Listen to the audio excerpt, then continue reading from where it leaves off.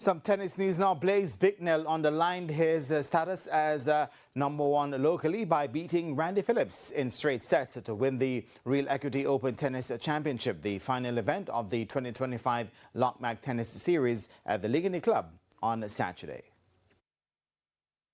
It was a simple case of when the sheriff is in town, the deputy plays second fiddle.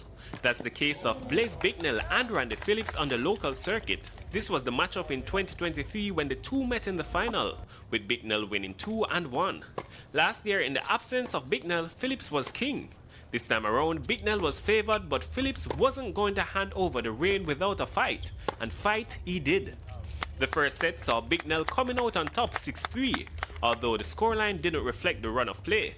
The second set was a fight with each player breaking each other, but the all-important one came in the 11th game when Bicknell broke to go into a 6-5 lead. Serving for the match, Bicknell raced through without dropping a point to secure the set and the match 6-3, 7-5. Not a bad night for free, as both players gave up their winnings towards those affected by Hurricane Melissa. It's amazing because obviously when you're traveling, you don't really get to play in front of your home crowd.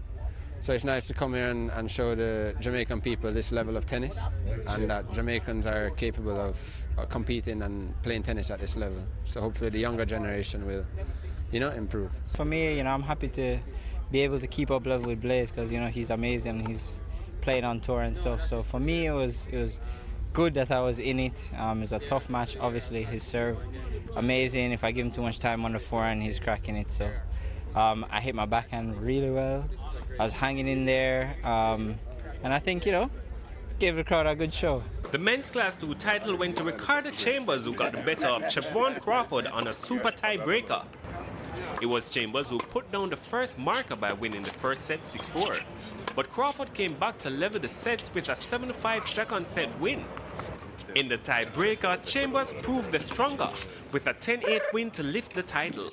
Craig Grant took care of Bradley De La Pena in Class 3 with a straight set win. Grant won the first set 6-3 before wrapping up the match with a 7-5 second set win. And Camila Whitby was too good for Simone Hudson in the women's amateur section. Whitby dominated to win 6-2, 6-2 for the title. The tournament was in danger of not being held as the sponsors wanted to donate to the hurricane relief. But it went ahead after the players decided they would donate all winnings to the charity. Blaise was the first one who said, yes, I will do it. And after that, all the other players just fall in line, and we are really happy to be here.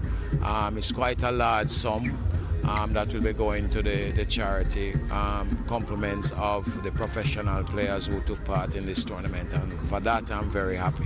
The amount given up by the players is said to be over $1 million. Daniel McLeod reporting for TVJ Sports.